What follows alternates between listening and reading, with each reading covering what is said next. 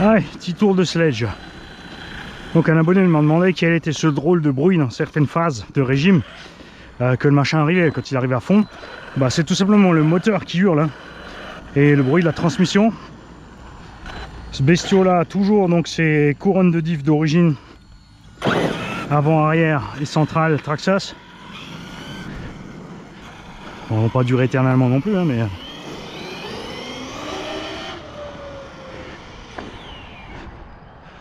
et comme tu peux voir, contrairement au Kagama,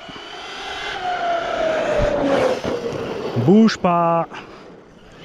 Kagama la même chose que le Obao MTX. Ça c'est le moteur qui gueule que t'entends là. C'est des jeux de fou. Après pour faire ce qu'on fait avec ça dérange pas hein. Celui-là il a déjà beaucoup plus de packs et tu vois que de ce côté là tout va mieux. Ça justifie quand même pas le prix démentiel de la bête avec le cerveau honteux qu'ils ont mis dessus.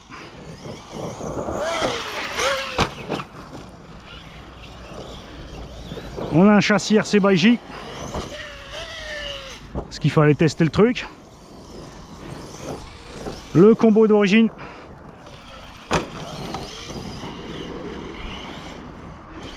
Ah, les pneus qui ont toujours les mousses d'origine aussi. Commencent à faiblir hein, mais elles sont pas encore mortes. C'est pas un record non plus hein. On est peut-être sur une vingtaine de packs.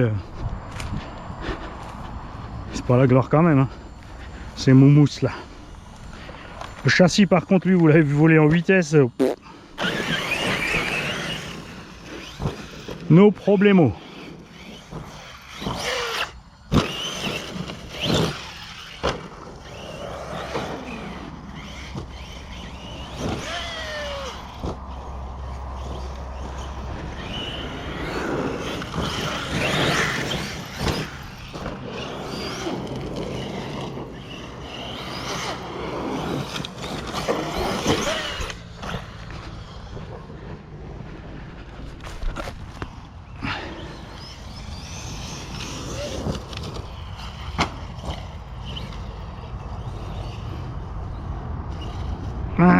Je regarde la bécane qui arrive.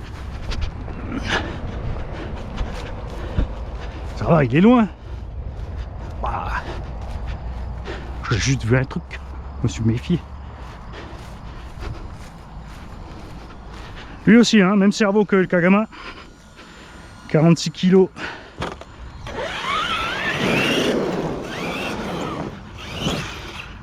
Neuf e-mode. Brushless ou coreless. Les deux vont bien. Coreless souvent sont beaucoup moins chers. Je le trouve à 35 €.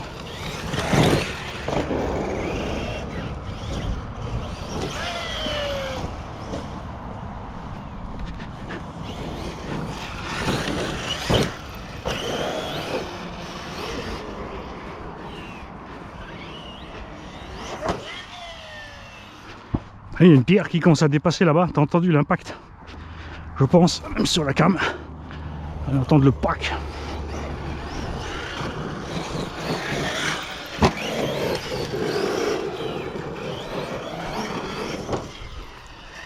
T'as vu par rapport au Kagama en travers? Comme qui vole mieux.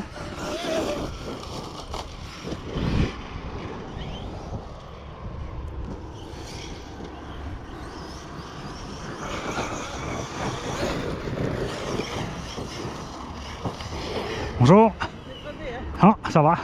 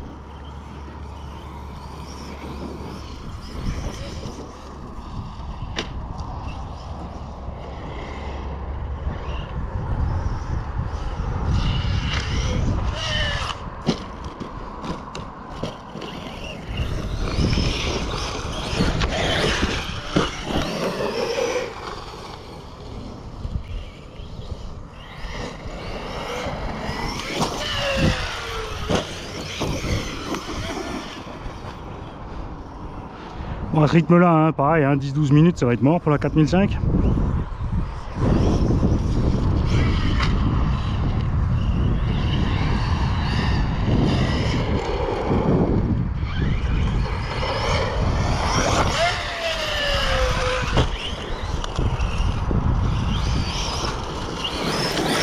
C'est les pierres qui sont sorties de sous le châssis. Je suis en train de perdre des morceaux avec le bruit que ça faisait là.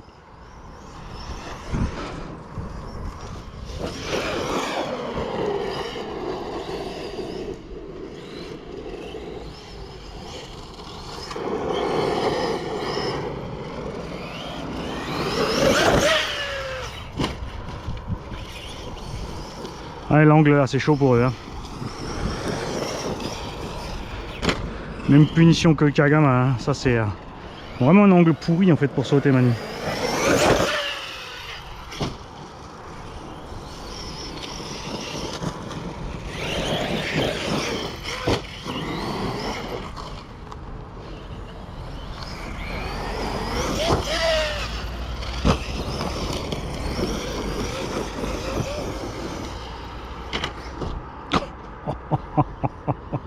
Oh le sagouin!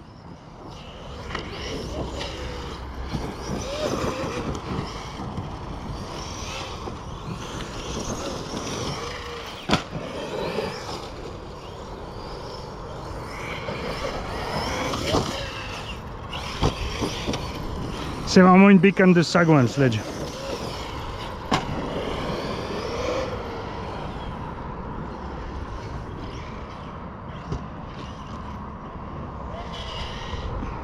Oui, bien sûr, le Kraton il va bien aussi. Hein.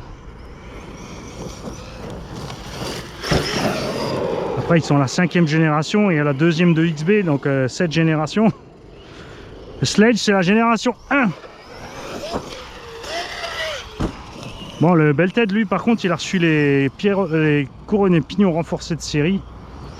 Centrale et avant-arrière.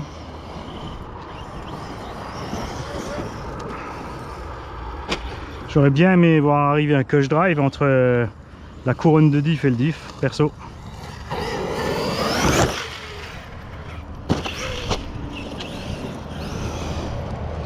Et évidemment, hein, la préférence absolue va pour le slipper en ciel. J'espère que HNR ne va pas se contenter de laisser son HNR 6S comme ça. J'espère qu'ils vont faire une version plus longue. J'espère qu'ils vont faire une version avec plus de débattements de suspension et les angles de suspension corrigés là, parce qu'on a vu qu'il faut caler les suspects.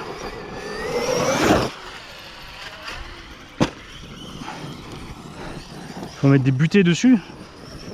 Ça serait bien d'avoir une correction là-dessus.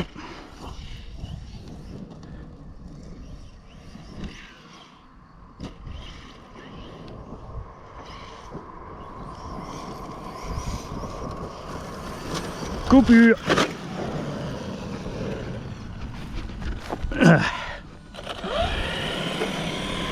Ouais, je sais, tu veux faire encore des packs, mais j'ai pas le temps.